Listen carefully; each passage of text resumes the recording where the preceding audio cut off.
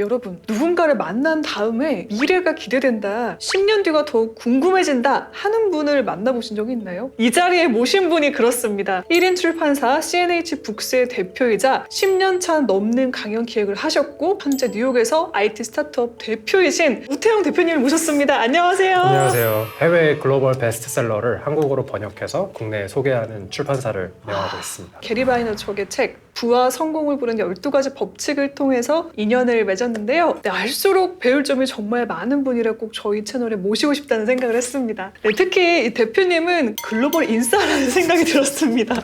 어떻게 생각하세요? 글로벌 인싸 좀 인정하십니까? 예전에는 네. 사람들 만나고 이런 걸 되게 좋아하다가 네. 요즘은 좀 비교적 조용히 생활을 하고 있어서 아, 그래요? 인싸의 삶을 살고 있는지는 잘 모르겠습니다만 아, 비교적 조용한 게 이 정도시구나. 아, 역시 인싸 맞으십니다. 그래서 준비했습니다. 관계 3부작. 네, 첫 번째는요. 내가 친해지고 싶은 사람에게 자연스럽고 매혹적으로 다가가는 법. 처음에 어떻게 다가가야 될지 모르겠는 분들 잘 들어주시고요. 네, 그리고 연결이 된 이후에 이들과 친해지는 법. 그리고 세 번째, 관계를 지속하는 법까지 하나씩 여쭤보겠습니다. 그럼 먼저 이 질문부터 해보겠습니다. 이 대표님께서 특히 잘하시는 것 중에 하나, 유명인을 말 한마디로, 한 통의 메일로 혹하게 하는 이 섭외 능력이라는 생각이 드는데요. 유명한 사람을 말 한마디로 꼬시는 법, 유혹하는 법이 있을까요? CNN의 앵커 앤더슨 쿠퍼를 초대를 하셨더라고요. 네네, 맞아요. 어떻게 섭외하셨어요? 사실 그분은 미국에서 유명한 코미디언 분과 토크 콘서트 투어를 다니고 계셨는데 VIP 티켓을 사면은 네. 토크쇼가 끝난 이후에 백스테이지에서 사진 촬영할 수 있는 기회가 있었어요. 운이 좋았던 것 같은 게 제 네. 앞에 줄 서셨던 커플분이 코미디언 분을 붙잡고서 계속 대화를 하고 있어서 앤더슨이 마침 줄 앞에 서 있던 저를 보고서 네. 이렇게 손을 내밀고 악수를 신청을 했었어요. 악수를 하면서 손을 안 놓고 내가 한국에 당신을 초청을 해서 강연 행사를 하고 싶은데 이 사람한테 연락을 하면 되냐라고 제가 질문을 했어요. 근데 물론 토크쇼에 가기 전에 이 사람을 담당하는 에이전트가 누군지는 사전에 조사를 다 해놓고 이름만 언급을 해서 맞다 아니다만 알려주면은 그거에 맞춰서 행동을 하면 되니까 그때 이제 앤더슨 쿠퍼가 저에게 맞다, 그 사람한테 이야기를 하면 된다. 집에 가는 기차 안에서 그 에이전트한테 방금 내가 앤더슨 쿠퍼를 만났는데 그 와. 사람이 너에게 연락하라고 말했다 우와! 라고 하니까 네. 그 에이전트가 바로 다음날 연락이 오더라고요. 와, 진짜 이 말 한마디가 차이가 굉장히 크네요. 실전에서 나온 꿀팁이라는 생각이 듭니다. 되게 경험을 많이 하면서 저도 네. 실패를 많이 해보고 거절도 많이 당하면서 어떻게 하면은 이 네. 바쁜 사람들의 관심을 끌 수 있을까 고민을 하다가 나온 나름대로 저만의 노하우이자 전략인데 다른 곳에서 그렇군요. 공개하지 않은 이야, 익스클루시브도 네. 제가 지금 굉장히 좋아하잖아요. 대표님께서 메일도 굉장히 잘 쓰시잖아요. 예전에 또 학생 때 애플에 계신 분을 또 섭외하셨다는 얘기도 들었습니다. 네네. 간단하게 이제 3가지 단계로 제가 설명을 드릴 수 있을 것 같은데 첫 번째는 철저한 사전조사. 이 사람의 취미, 관심사, 취향 이런 것까지 다 파악을 해서 그런 것을 한두 가지를 건드릴 수 있으면 호의적인 그런 반응을 얻어낼 수 있죠. 예를 들어서 제가 어떤 기업의 담당자로서 히렌체님을 프로젝트에 섭외를 하고 싶으면 그냥 메일로 안녕하세요. 기업 A 담당자입니다. 프로젝트를 같이 하고 싶은데 인플루언서를 찾고 있어서 네, 알게 됐습니다 라고 그치, 연락하는 것과 네. 아침 9시에 라디오 생방송 하셨을 때 제가 대학교 신입생이었는데 할 말은 합니다 덕분에 회사 생활을 너무 잘 다니고 있습니다. 감정적인 부분을 건드리면서 익숙한 것에서 친근함을 느낄 수 있게 그렇게 유도를 하는 것이 효과를 되게 많이 봤었어요. 우와, 네. 이거 엄청난 꿀팁인데요? 세상에 제 라디오를 들으신 분이 많지 않으신데 그때 그걸 들으셨다고? 너무 반가운 마음이죠. 그쵸. 아, 역시 이제 사람의 마음을 이제 얻는 방법은 감동이네요. 그리고 두 번째로 말씀드리는 거는 의도에 대한 솔직함이 되게 중요해요. 바쁘시고 영향력 있고 인지도가 있으신 분들은 워낙 여러 가지 제안을 많이 받고 하다 보니까 의도에 대해서 솔직하고 정확하게 우리가 이런 거를 하려고 하는데 함께 해주셨으면 좋겠다라고 처음부터 말씀을 드리면은 자신의 시간 낭비를 하지 않는다고 상대방이 느끼고 상황이 안 돼서 같이 할 수 없는 거면은 그거를 하루라도 빨리 아는 게 중요한 거니까 네. 의도를 정확하게 솔직하게 이야기하는 게 되게 중요하죠. 세 번째는 동등한 사람으로서의 대우가 되게 중요해요. 많이들 영향력 있으신 분들을 되게 어려워하시고 어떻게 말을 꺼내야 될지 무슨 말을 해야 될지 모르겠고 하는데 상대방도 결국은 사람이다 보니까 그 불편한 감정을 고스란히 그쵸. 느끼게 되거든요. 그쵸. 동등한 사람으로서 그냥 편안하게 자신의 의도와 자신이 원하는 것을 전달을 하면 그 상대방도 자신에게도 도움이 될 것 같다라고 생각하면은 그렇게 또 좋은 관계를 이어나갈 수 있는 거죠. 인플루언서나 좀 유명인들 섭외할 때요. 앞으로 더 잘 될 사람을 알아보고 미리 섭외를 하기도 하잖아요. 네. 대표님만의 좋은 사람, 잘 될 사람을 알아보는 기준이 있을까요? 가장 먼저 보는 거는 규모와 상관없이 확실한 팬층이 있는 분들을 찾아요. 유튜브에 대한 이야기를 하자면 네네. 100만 구독자 유튜버보다 팬덤이 있는 10,000명 구독자 유튜버가 더 영향력이 강할 수도 있어요. 자신의 팬덤과 확실하게 교류를 꾸준히 하고 커뮤니티 이제 관리를 잘 해가지고 팬덤이 확실하게 있는 답글 달아주시는 함께 소통하고 있다는 느낌을 더 받기 때문에 그쵸. 네, 그거를 많이 하시는 분은 저는 네. 되게 눈여겨보기도 하고요. 저도 더 열심히 하겠습니다.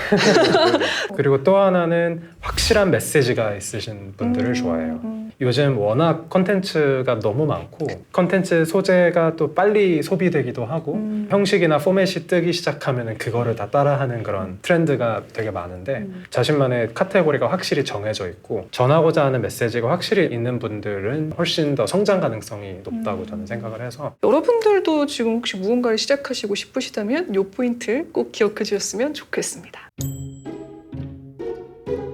내가 그 친해지고 싶은 상대일지라도 상대가 특히 왜 마음을 안 여는 경우도 있잖아요. 이렇게 좀 인기 있고 워낙에 찾는 사람이 많은 분의 마음을 훔치는 방법, 친해지는 방법이 있을까요? 원하시던 답변인지는 모르겠는데 네. 제가 이 주제에 대해서 되게 오랫동안 고민을 하면서 네. 결론을 내렸던 게 친해지고 싶은 사람과 친해질 수 없을 수도 있다는 것을 인정을 해야 되는 것 같아요.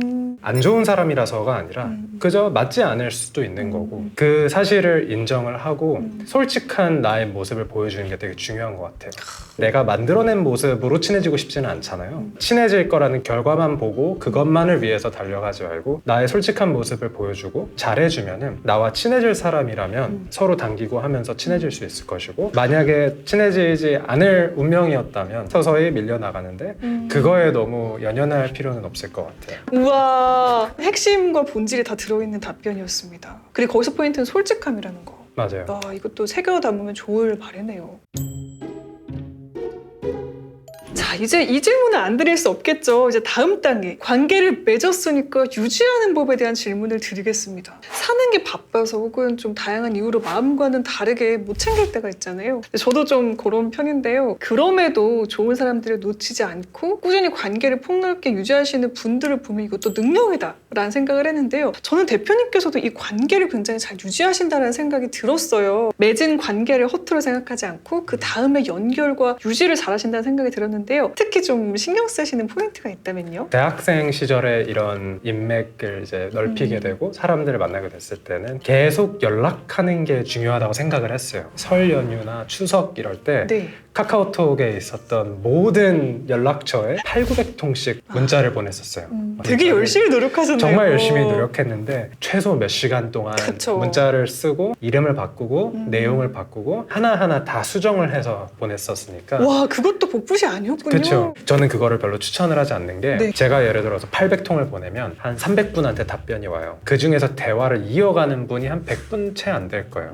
서너 번 주고받고를 넘어가는 게 20-30명 채 안 되고 그리고서 실제로 만나는 게 두 자릿수가 안 되더라고요. 800명에게 내가 노력을 했는데 실제로 유지가 되는 관계가 대여섯 명 정도밖에 안 되는 와. 이 현실을 보니까 그럼 몇 퍼센트인가요? 1%도 안 되네요. 1%도 안 되는 와. 한동안 아예 그거를 안 했는데 관계 유지는 그대로 가더라고요. 제가 그 문자를 계속 안 돌려도 연락될 사람들은 되고 만날 사람들은 만나고 해서 인위적인 그런 노력은 이제는 안 하게 됐고 제가 가장 즐거웠던 사람들과의 관계 유지할 수 있었던 방법은 네. 좋은 분들을 서로 소개시켜드리는 게 되게 좋았어요.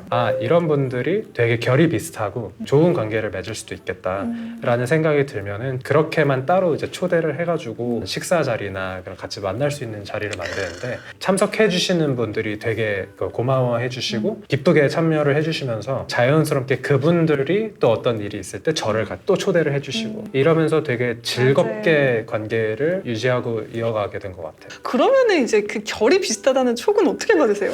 공식이 있거나 이런 거는 절대 아니고 A와 B를 소개를 시켜줬을 때 안 좋은 소리를 듣지는 않겠구나, 당당하게 좋은 사람이라고 소개시켜 줄 수 있겠다라는 판단이 서면은 그때 제가 적극적으로 소개를 시켜드리는 것 같아요. 맞아요. 그러니까 중간 입장에서 나는 선한 의도로 연결을 해줬는데 욕을 먹을 때도 있잖아요. 네. 대표적인 게 소개팅이죠. 제가 단 한 번도 소개팅을 주선을 한 적이 없어요. 아, 정말요? 저는 혹시나 어. 이런 상황 때문에 그런 연결은 안 하는데 일을 하거나 같이 만나서 알게 되고 친해지면서 아, 이분은 되게 좋은 분이고 또 다른 되게 좋은 분이 있는데 같이 만나면 좋겠다. 그렇게 해서 연결시켜드리는 경우가 많습니다. 좋은 사람들을 연결시켜줘서 또 관계를 계속 잇자. 메인 포인트였습니다.